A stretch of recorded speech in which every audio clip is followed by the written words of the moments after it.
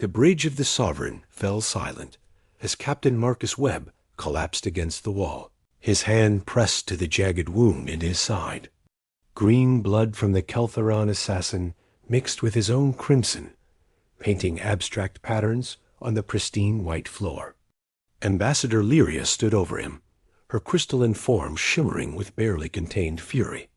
"You fool," she hissed, her voice like wind chimes in a hurricane. "You absolute fool."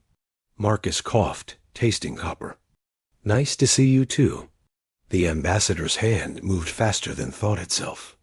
The slap echoed through the bridge, turning every head in their direction. Marcus's cheek burned with the impact, his vision swimming. "That's for being mortal," Lyria said, her voice cracking. "That's for throwing yourself in front of a blade meant for me. That's for being so pathetically fragile that a single piece of sharpened metal can end everything you are." Marcus touched his burning cheek, managing a weak smile. "Then you'll love my next trick?" He pushed himself upright, ignoring the protests of his crew, ignoring the green-black spots dancing in his vision. The wound in his side screamed with every movement, but he forced himself to stand.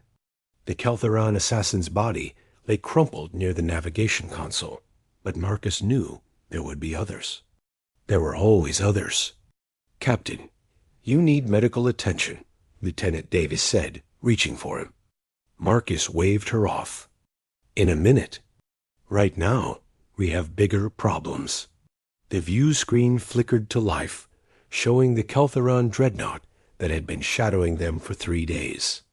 It hung in space like a promise of death, its weapons arrays glowing with barely restrained violence. Behind it, a dozen more ships emerged from hyperspace, their hulls black as the void between stars. "They found us," Lyria whispered. "How did they find us?" Marcus limped to his command chair, leaving a trail of blood behind him. "Because we're predictable. Because they know how civilized species think, how they strategize, how they run when they're scared." He dropped into the chair with a grunt of pain. "Lucky for us, humans stopped being civilized a long time ago." The Keltheran fleet began its approach, a wall of firepower that could reduce planets to ash. The Sovereign was fast, well-armed for a diplomatic vessel, but against those odds, survival seemed like a fever dream. "All hands, battle stations," Marcus said, his voice steady despite the blood soaking through his uniform. "Engineering, I need every ounce of power you can give me. Weapons, target their command ship. Navigation, plot a course directly through their formation." The bridge erupted in controlled chaos. Lyria grabbed his shoulder, her touch surprisingly gentle for someone made of living crystal. "You can't fight them," she said. "The mathematics are impossible. The Keltherans have been waging war since before my species learned to speak. They've conquered 40 systems. They've never lost a fleet engagement." Marcus looked up at her, and something in his eyes made her step back. "That's because they've never fought humans," he said. "Davis, open a channel to the Keltheran flagship." The view screen shifted, revealing Commander Throck of the Keltheron Imperial Fleet. His 4 eyes gleamed with predatory satisfaction, his mandibles clicking in what might have been laughter. "Captain Webb," Throck said, "how kind of you to make this simple. Surrender the ambassador, and your crew may yet see another sunrise." "Counter-offer," Marcus said, rising from his chair despite the way his legs trembled. "You turn around, jump back to whatever rock you crawled out from under, and maybe I let you keep your ships." Throke's laughter was like grinding stone. "Your bravado is amusing, human. But I have 13 warships. You have 1 damaged cruiser and a body that's bleeding out. The equation is simple." Marcus smiled, and it was not a pleasant expression. "You think so? Let me tell you about humans, Throck. Let me tell you about the species you just threatened." He began walking across the bridge, his gait steadier now, despite the blood loss. Lyria watched him with something between horror and fascination. "We're not fast like the Kyrian. We're not strong like the Bronther. We don't regenerate like the Sylph or compute like the Mentari. We're slow, weak, fragile things that break when you cut us. He gestured to his wound. But we have one advantage that your species never counted on.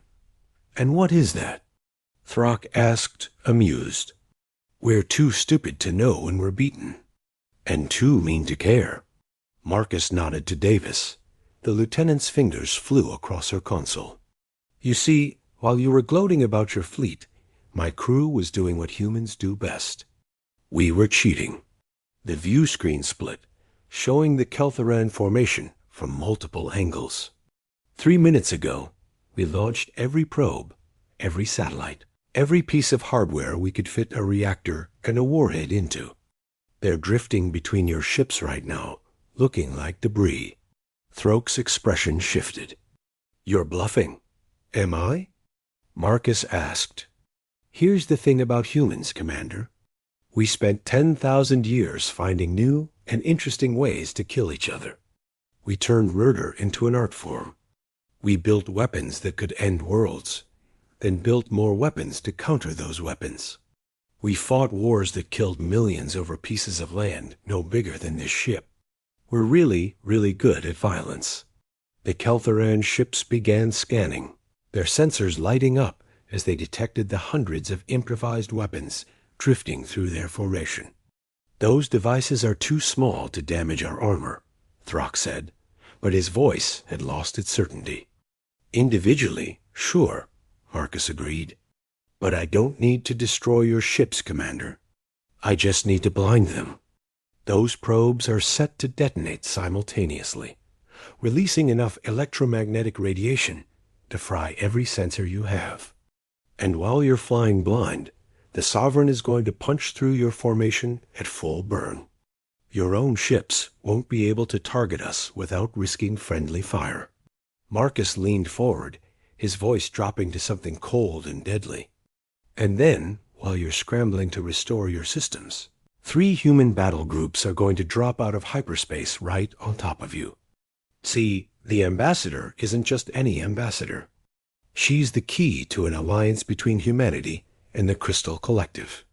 An alliance your empire really doesn't want to see happen. Throke's mandibles clicked nervously.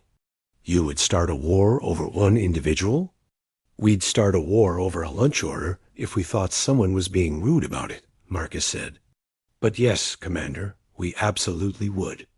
Because here's what you need to understand about humanity. We don't think about wars the way you do. We don't calculate odds and acceptable losses. When you threaten one of ours, you threaten all of us. And we take that personally. The wound in Marcus's side chose that moment to remind him of its existence. He swayed, catching himself on the tactical console. Lyria moved to support him, but he held up a hand. So here's how this goes, Marcus continued, forcing the words through gritted teeth. You can fight us, and maybe you win. Maybe you even kill all of us. But those battle groups will still arrive. And they'll tell every human in the galaxy what happened here. And then your empire gets to find out what happens when you make 4 billion angry primates decide you're the enemy. The bridge was silent, except for the hum of systems and Marcus's labored breathing. On the view screen, Throck was consulting with his officers, their mandibles clicking in agitated conversation. You're insane, Throck finally said. Probably, Marcus admitted. We're also armed, dangerous, and really committed to this whole not dying today thing. So what's it going to be? The Keltheran fleet held position for 30 seconds that felt like hours. Then, one by one, their weapons powered down. The dreadnought began turning away, its escort following suit. You have made a powerful enemy today, Captain Webb, Throck said. Get in line, Marcus replied. There's a waiting list. The channel closed. The Keltheran fleet jumped to hyperspace, leaving only the distortion of their wake. The bridge erupted in cheers, but Marcus barely heard them. His legs finally gave out, and he fell. Lyria caught him, cradling his head as Davis called for the medical team. "You lied," Lyria said softly. "There are no battle groups coming, are there?" Marcus grinned up at her, his face pale. "Nope, but they don't know that. You could have died. You nearly did die. All for a bluff?" "Not a bluff," Marcus corrected, his voice fading. "A promise. If they'd called it, humanity would have made it true. That's the thing about us. We're too stubborn to let reality get in the way of a good threat." The medical team arrived, scanners whirring. Lyria refused to let go of him until they gently pried her crystalline fingers away. "You're impossible," she whispered. "Yeah," Marcus agreed, his eyes closing. "But we're your kind of impossible now. That's what the Alliance means. That's what mortality means. We burn fast and bright, and we drag everyone we care about into the light with us." As the medics rushed him to the infirmary, Lyria stood alone on the bridge, her hand still tingling from where she'd slapped him. She understood now why the galaxy feared humanity.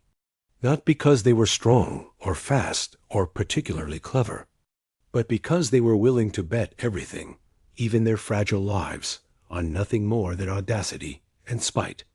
She touched her cheek, mimicking the gesture, and despite everything, found herself smiling. Mortals indeed,